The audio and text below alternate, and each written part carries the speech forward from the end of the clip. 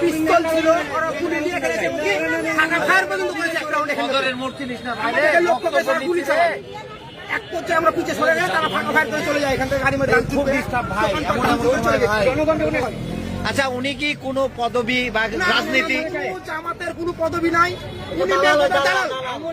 আওয়ামী লীগ যখন ছিল তখন আওয়ামী লীগের দালালি করতো, এখন বিএনপি ক্ষমতা এসছে, এখন বিএনপি দালালি করছে।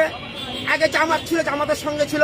আসলে বাংলাদেশ জামাত ইসলামের উনি কেউ না, উনি কোনো সংগঠনের সঙ্গে যুক্ত নাই, ওনার কোনো পদ নাই, পদবি নাই। উনি শুধু মানুষের টাকার প্রতি লোক, জুলুম। আপনারা জামাতের কোনো পদে আছেন না? না না না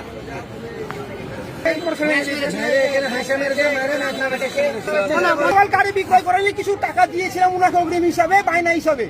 এখন গাড়িটা নিবো না, গাড়িটা নষ্ট, বায়নার টাকা ফেরত চাওয়ার কারণে তিনি আমার প্রতি চড়া হয়। এই গাড়িটা কি?